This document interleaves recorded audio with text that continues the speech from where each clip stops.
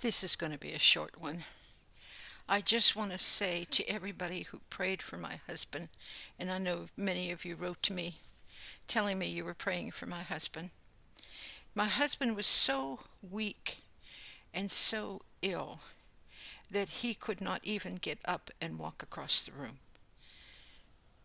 As long as he was sitting, he felt okay. But to actually move around, he just could not do it. And where he was doing all the grocery shopping and doing everything that because I don't drive, I couldn't do, I had to tackle everything. So he would sit in the car and he would drive me wherever I needed to go. And I would do all the shopping and all the unloading and in from the cart into the car, the truck. And then we would get to the garage and I would unload everything into the house and then I would put everything away. And all he could do was just sit there. He couldn't do a thing. That's how bad he was. And I'll tell you, I was so deeply concerned about him. It was just breaking my heart to watch him. You know, when you watch somebody that you love that's so ill, it really hurts. But I've got a praise report. And I had to share it with you because I know there are those of you out there that were praying for my husband. And he went shopping today. A couple weeks ago, he went shopping and he got so ill he had to ask them to get him a chair while he checked out. And when he came home, he could not unload the truck.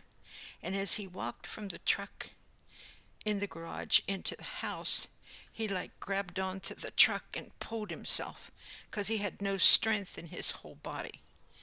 And today he says, "Boy, I feel good." He was able to do everything. And he's, you know, he cut the grass yesterday. I knew that, praise the Lord, when we bought this house, that if I talked him into buying himself a certain kind of lawnmower, because we have enough grass to need a riding lawnmower, that he would enjoy it so much that even if he was sick, he would get out and cut the grass, which is exactly what he did. And he enjoys playing with that toy so much. So it's just wonderful that God had intervened. But I know that there are those who have been very close to me. I know they pray for him and me both always. I know that they hold me up, even though they don't talk to me. I know that they hold me up the way I hold them up. Because, you know, when you love somebody and you don't see them for a while, your heart just hurts to know that they're going through something.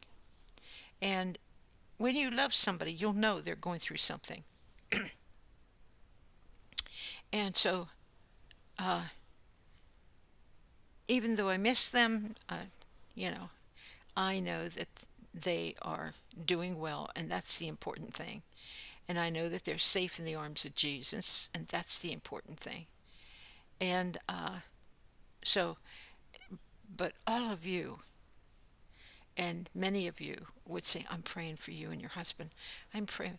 And I never had so many people that cared. I never had anybody that really cared. I used to feel like chopped liver because everybody looked at me as though I was so strong and in need of nothing. And they would even tell me they didn't pray for me because they felt I was so powerful I didn't need anything. And they don't realize one small prayer that you think before God doesn't count. It does. Because you see, you might have the power over everything and here be on this level. But that one that's down here that knows nothing except that Jesus is Lord and He is able. And so they just ask God to be with you, continue to give you strength. Those are the ones that really pull you through. Those are the ones that God can really use because they're Their prayers are so simple. Their love is so simple. God is very simple. He's not complicated. He's not he's just you ask and you receive. So I appreciate all of you that prayed for him. It is such a tremendous difference, and it's just, when you get to be 80, I'm going to be 81 in 4 months. When you get to be 81 and he's 86, you look at him and you wonder, what would I ever do without him? Because he's able to do a lot of things I can't do. And many of you, when you write to me or you send me something, I take it to him and he reads it. And he gets blessed in reading it because some of you have said some very nice, kind words. And, uh, and he gets blessed knowing that people care about me. And I always tell him that even the people that want to come and help us, that whether something happened to me or happened to him, they would be there for him also. Because, his family, or they're all getting older, they can't take care of anybody. If he would need help, the last thing I would ever want is for somebody to step in that doesn't care about him and doesn't love him and try to help take care of him. Uh, so I'm very blessed in that way. I think that sometimes I believe in the Lord leadership and how he taught me that if you care for others that are elderly, you care for children, that when time comes when you need help, he'll send it all to you. You won't have to ask for it. It'll be there. You'll be shocked sometimes that people are like that, but it'll be there. When you're that giving, God gives back also. And it's not even monetary that you give, it's your heart.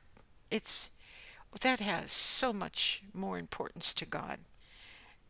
Uh, I'm just very thankful for that. So I got to talk to a young man who was 32 years old, and he knows who he is. He told me he listens to 500 of my videos. 500, that's a lot. And he listens to them every day. And he's a very brilliant young man in the Lord. When people call me up, I can feel the forces against them, the powers against them, the things they're going through. I can feel all of that. And while they're talking to me, the Lord just rebukes it. I don't have to do a thing. The Spirit of God comes and just continually moves and takes care of it. And when I came in contact with him, I marveled because out of thousands of people, he didn't have that on his life. And I always knew the Lord had told me that there are people who are blessed all through the generations. Because somewhere along the line, you had people that were pleasing to God. And so your life isn't filled with witchcraft, evil, all of that other stuff. Whereas other lives are filled with it. And that's where the breaking of the generational curses come in. It's so important. And so I just marveled all the while he talked to me. I could feel the clarity, the peace, the cleanliness of his soul, the cleanliness of his mind. I could feel all that. And I'm not trying to lift him up because I don't want to lift him up higher than he ought to be. Because I know there's a lot of things as a young man he needs to learn. There's a lot of places he's going to go that he might not understand. But in order to be what God wants him to be, he's just going to have to go there. Just like many of you, if you remember correctly, when the Lord told Peter how he was going to suffer the cross. And Peter said, "Oh, no, not you, Lord." And the Lord said to him, "Get thee behind me, Satan, because you savor the things of the flesh and not of the spirit." And when we see people going through these things, we want to lift their burden. We want to help them. We want to do everything. And we don't want to see them, especially if we love them, we don't want to see them suffer. But if they didn't go through things, they would be worthless to God. They would never be able to help people. They would never, they would never, like James says, let patience have its perfect work. That they would never understand endurance, long suffering.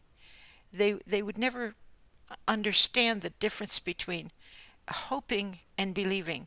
There's a big difference. The difference between begging God and believing God. There's a huge, huge difference in that. And you learn that as you go through things. You hang on to God till the midnight hour. And I had shared with someone today that that God always waits till the midnight hour. And I remember a very young preacher that I think he was probably about 26 years old. And, like I told the young 32-year-old man, I said, "Oh, you're just a little boy," because all of you are like kids to me. And you figure how many lifetimes of your life that I've lived. So I look at you, I don't see a man or a woman in that sense. I see little kids that are where I used to be and struggling and striving to find God. And I think it's a wonderful thing to be able, even people who are 68 years old, uh, you know, people that are even 72, I think of them being little kids. And so I think about what this preacher was preaching. He said, God is a show off. He says he loves to come at the midnight hour. He loves to come and say, ta-da, here I am. Oh dear. I remember how many times the Lord came at the midnight hour. Whether it was me suffering with cancer and dying, or lupus and dying, it didn't matter. He came the midnight hour. When the doctors had given up all hope that I would ever live, he stepped in and healed me for his glory. And I have no complaints because when you're going through all of that and you have God with you, you're not thinking about dying. You're not thinking about living. You're in so much pain and so ill. You're not thinking of anything. You're in oblivion. You can't discern one thought with another. And I was in that condition for 10 solid months. And it was very, very difficult. But at the same time, because he had taught me a long time ago to take one day at a time, so uh, automatically living like that without even trying, just never thinking about yesterday uh, and not worrying about tomorrow, I handled the present time. And I was very blessed because of that, because I still live that way today. Uh, and it's the best way to live. That's why he tells you. Because if you pick up yesterday, it's never going to come back. But what you can do is you can get your mind and your heart cleansed from the things that you used to do and change and ask God to change your heart so that you never repeat those things. And when you look at the future, yes, many, many times the Lord gave me prophecies and visions about my life in the future. And God would God would show me something. And I have to tell you, every single vision or dream that he ever gave me personally for my life has come true even up to the present hour. I can't even tell you how and what it feels like to know where God would come to you and say, Marion, this is to fulfill the prophecy that I gave you in 1999. I'm serious. That's how my whole life has been. My whole life has been where he gave me a vision and he gave me a dream and it was a prophecy. And then he would come 20 years later and say, this move I just made and this healing and this deliverance is because it fulfills what I gave you and told you how long ago. But that's exactly what he did in the Bible. Exactly the way he was. He would say, this is to fulfill what Jeremiah said, what Isaiah said. This is to fulfill the prophecy. So I can't even begin to tell you the multitude and of all of these things through my life. I mean, you figure I've been with God for 50 years. And so there was just so much to fulfill. And there was one prophecy he gave me that, and really in a way, it's come true a lot. But I used to have it, this is like in the 1980s. He says to me, Marion, I want you to go to the mailbox and I want you to change it. I want you to take off Mr. and Mrs. Robert Lynch. And I want you to write Marion and Robert Lynch.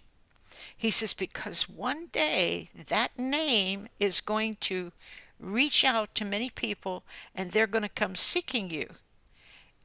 And many of them want to know, and some of them will be famous, some of them will be very rich. They will want to know what God has to say about whatever situation. Well, I couldn't have been saved very long, believe me. And I couldn't have understood very much, and God must have really been laughing. Because for 2 weeks after that, I would I changed my name there and and at the mailbox, and every day I looked out the window looking for people to come. And suddenly after 2 weeks I realized they're not coming now. He's talking about my future. And it is so funny because there's so many people that do seek me out by my name, you know. Uh, it's just really something. But there were many prophecies he told me, like the one he told me about. I was getting ready. I told you I was an artist, and and I was able to make a crucifixion of Jesus Christ with paper mache. And I never used paper mache. I didn't know how or what to do. But like everything else in art, it wasn't, I could draw and paint and get it perfect. But if you asked me how I got it there, I couldn't tell you. I couldn't tell you that this color mixed that color. I just mixed it. So if somebody said, well, what did you use? I don't know. I have no idea. So I never went to school and learned about art, but many people had come to me and said that they went to art school in college and they never learned the stuff that the Lord had revealed to me what to do. And not that I'm great, this is God's will, this is what He wanted, and this is the way He handled my life. And so I was amazed, because I used to do portraits and I used to do portraits of animals and just all kinds of things.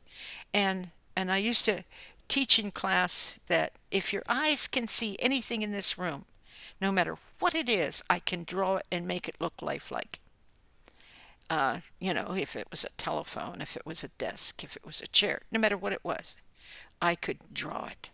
And if you go outside, there's not anything outside that I could not draw, that I could not make and create. And I did a lot of teaching on how and what to look for, and how to realize and understand that artists, having that talent, it comes from what you see, what you feel, what the heart says to you, and what the mind says to you, and the ability of practice through your hands. And so there was so much more to it than just sitting down and doing it. And Don't ask me how I understood that. God just told me that to teach them that. And I taught them that did not know how to draw, and they could draw portraits. And someone asked me just recently, how many different talents I had. How how uh, how did I come to the place of choosing? Well, I could have spent my time doing what I loved, and that was art all day long. You know, Drawing and painting, I loved it with a passion. But I knew that it wasn't going to save anybody or help anybody. And so I put that aside so that I can go into learning all about God and how to help people, uh, and learn all about prayer, learn all the things that you can't learn from man. And so I had many, many talents. I was 19 years old when I met my husband, and I was working on a double, a reversible suit, a vest and a pair of pants, and two different colors, reversible. And when I did that, I did it without a pattern. I did it without, all of the dresses that I made for my daughter were way better than store bought to a lot of people. When some of the richest relatives of mine came to get clothes from my daughter because she had a lot of pretty clothes, they only picked out the ones I made. And they didn't know it, but that's what they were picking. Anyway, so I had that talent that I could look at something and make a pattern of it, get a piece of newspaper, draw the pattern, get it just exactly to the right size, and make it. I knew instinctively how to stitch and sew, but my mother taught me what you call a sewing machine stitch, because my mother was a seamstress. She worked for a bridal shop in altering uh, bridal gowns and bridesmaids gowns, and you had to be pretty good to do that and get paid for it. But she didn't do that until later in life when she no longer had to go into the mental institution, and it kept her quite busy. Uh, and so it was a very good thing for her. But years ago, she taught me a stitch that if you, it's exactly the way this sewing machine works. And when you stitch it, uh, you can't tell the difference between that stitch and the sewing machine. And I remember that, swags. I had some swags that I wanted for my bedroom. So I simply took rags, just like I always did. I took rags. Somebody gave me an old sheet. Somebody gave me one that had a decoration on it. So I just took those things that I had, and I sat down and I measured and made these curtains, these swags. And when I did it, I remember, because my sewing machine wasn't working, that I hand stitched the whole thing in one. But when the people came and anybody looked at that, they couldn't tell the difference between the sewing machine stitched one or the one that I made by hand. You could not see the difference. Now that tells you how important my eyesight was, because I could see to do those things. But now, and I could show you pictures that I have drawn since they told me I was legally blind, and and uh, I know they're good, because I'm not going to lie to you. I know when I can draw that they're good, and but I don't want to show anybody because I don't want them stealing my ideas for what I'm going to use in a children's book. So anyway, and people do that. They'll take it and copy it as their own, because they've done that to me all my life. They would take it and pretend it was theirs and lie about it. And people believed them. But that didn't bother me. Uh, and it never troubled me. I'm just saying that those are things that people do in human nature, in flesh. And so many of the things that I had done and designed, I wasn't the best. But I made sure that I used my talent to the fullest of what I could do. Everything I did, that's what I did. That's how I did it. Uh, when I would start to draw, if the picture somehow did not look perfect to me, I'd throw it away. I don't care if I drew it 10 times. I would throw it away till I got it perfect. And I would line up on my walls all my drawings, and my drawings would be, take the human eye of a man or a woman or a child, and I would put it in every direction, looking in every direction. I would do that with noses, I would do that with mouths, I would do that with hair, I would do that with everything. And then I sat down to do portraits. And that made everything very easy because you knew how to do all that. And nobody taught me to do that. That's just something that the Lord gave me. So now, with my eyesight being in the condition it is in, it's difficult for me to. I can type, you see, because I don't need my eyes to type. I just have to feel, find the right keys and feel. And sometimes when I'm looking at them, when I'm tired especially, numbers will change. I, I have a 32-inch monitor that sits right here, and it monitors and blows up. It's 32 inches, and I blow it up to 500 to be able to look at numbers and read. Because I'll look and I'll look and I'll get real close to the screen, and numbers sometimes disappear. Maybe there's 8 numbers and I'll see only 6. And sometimes there's 8 numbers and I'll see 9. And I have to look and double check and look again to make sure I got it right. And even with writing to people, I can't edit it. I have to just go on, because it's such a frustration to try and go back and fix this one and fix that one. So I have to just flow and type when I do my Gmails. So if you ever see me with mistakes, that's why. Because and that makes answering comments very hard, very difficult. It's very it's stressful. It's not that it bothers me or troubles me. It's that I just can't do what I used to do. And if my eyesight was clear, I'd be able to do it all. But I noticed that, I love to crochet, and I just don't have time for it.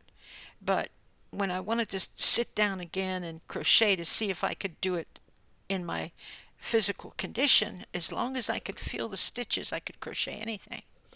As long as I could literally feel that, there was nothing, there was no limit to what I couldn't do. God was so good, because I think about how fortunate I am, because to have a hole in my eye, okay, and he showed me on the computer that it was split from one end to the other, cut wide open. And with that cut, he said, it's even worse, it's rolling inside. And then my retina doctor says that one day I saw a floater that looked like a spider web, and he said, you had a stroke in your bad eye. And so, I was fortunate that it did not hit my brain. It hit my damaged eye, which could do nothing.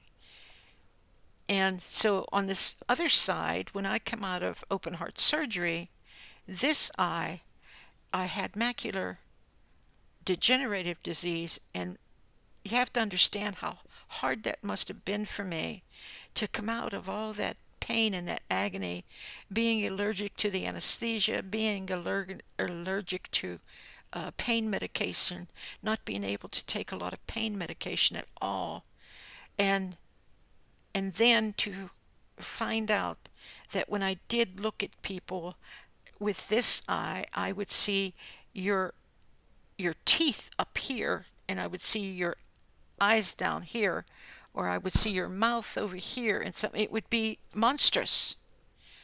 And when I saw that, because the macular degenerate disease, what it did was it was so severe coming out of surgery, because that's when that tanked, and then I lost my hair. My hair was falling out everywhere.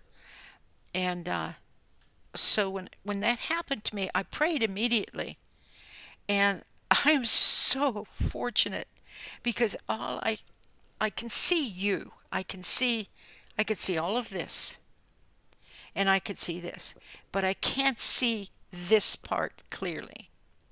I can look over here and get an image and a thought of what you're like, but I can't, and I can see you a little bit clearer, but because my eyesight is so poor, still can't see it clearly. So I really can't see you. When I read, like I said, my husband reads all of the letters that people send me. He doesn't read the Gmails because I can magnify them to 500, and because I could magnify them on a 32-inch screen and 500, that makes life easy for me. But like I said, when it comes to numbers, it's really difficult. So the other day, I worked hard to put everybody's name and their email address and their telephone number and their address. And after I put it in my notepad, I got so many of them, and because I wanted to clean out my Gmail and make room for more, I deleted all of the ones that I already put there. And because it's difficult for me to even write them physically by hand. Because sometimes I'll see real clear, and then you'll see whenever you're looking at anything I write physically, you will see that sometimes it gets garbled. It'll go along for a while, and it'll do real good, and then it'll get garbled, and then it'll get better. And so you just have to live with that. If I sign your book, that's what you have to live with. And if that's what you want from me. So they tell me that most people saw what I saw, because when my eye was bleeding, see, this eye was bleeding, and I had to get shots in it to stop the bleeding. Everything went black. And now I can see through this eye almost as good as I could see through this eye. And it's amazing to me that I can see through a hole in my eye. I mean, I marvel at it. I can cover it like this, and I can still see it's a little bit worse than this one, okay? But I can still see. I could see the peripheral vision all the way around the hole, okay?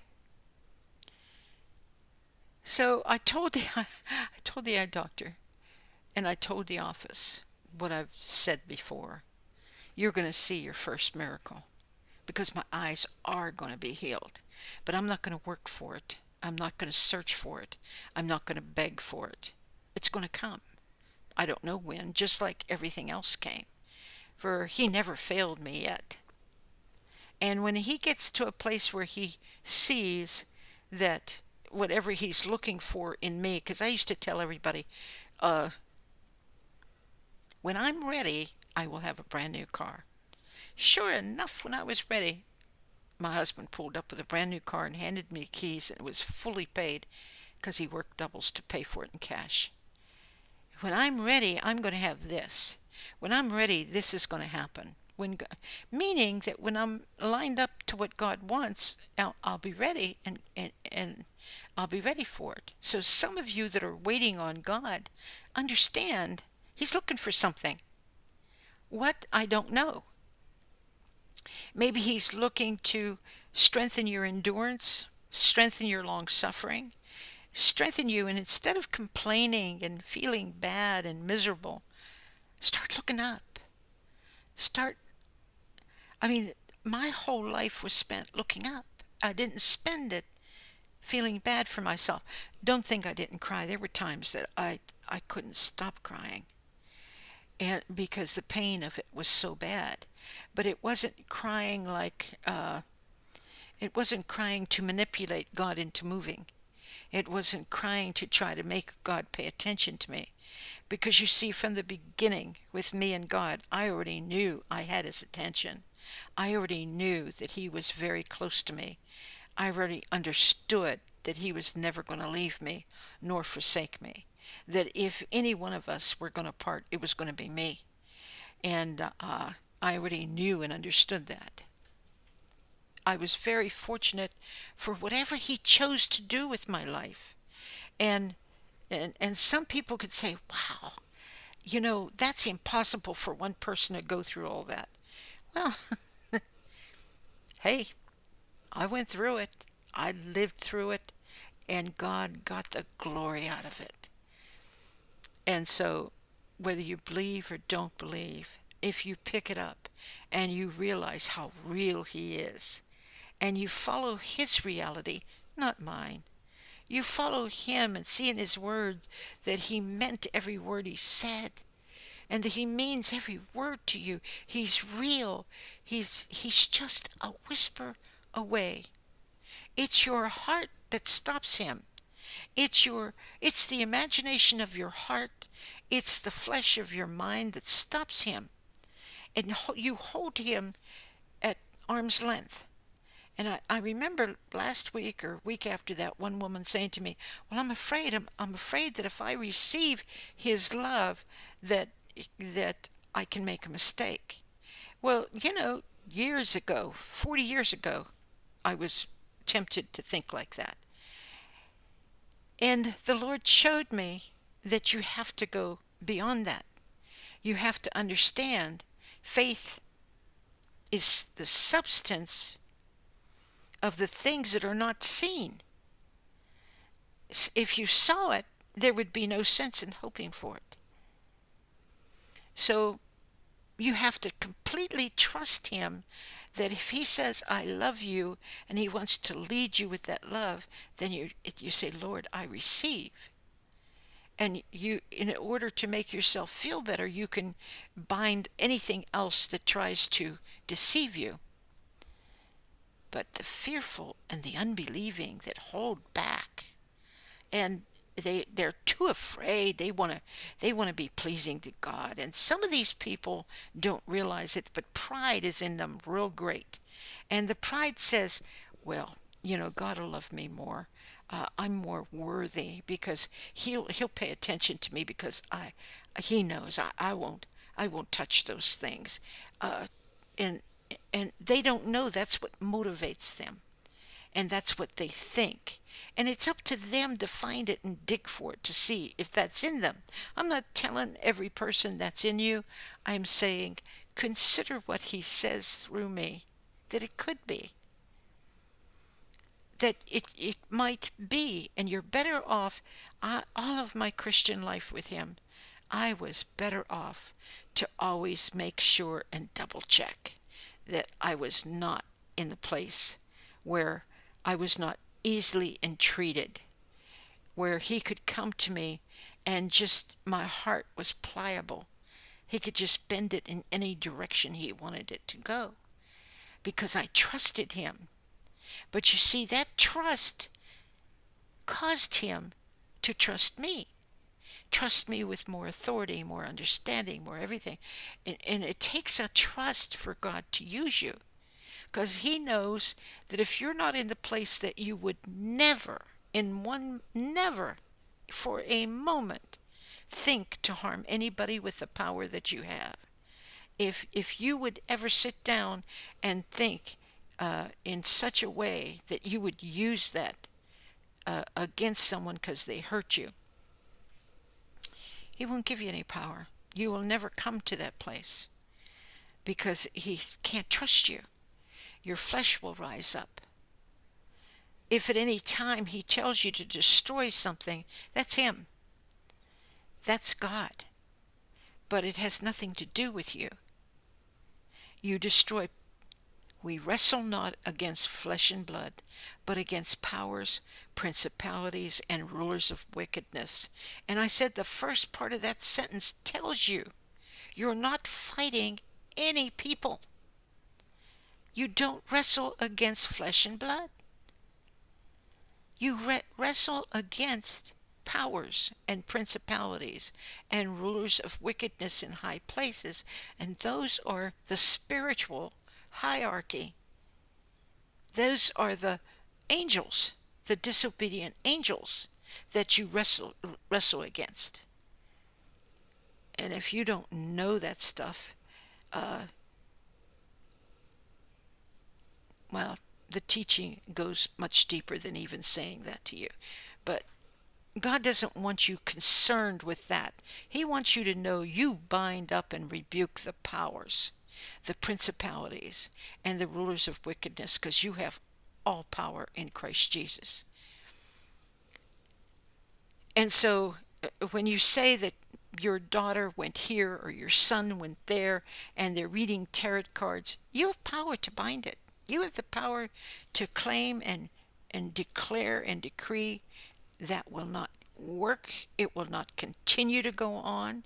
It just won't happen. Because you see, that child is part of your body. And God is never going to let a part of your body go to hell. But it's up to you to protect it. It's up to you to rebuke that devil. Telling them all the time, every time you see them, isn't going to do a thing. As a matter of fact, you may harp on them so bad, you drive them away. Because it's not your much speaking that causes them to convert. It's the power and the presence of the truth of God inside of you that gives you the power and authority. But if you don't live him, you playing around with things that you know are not of God, no wonder your children play around with things that they know are not of God. Understand how it works.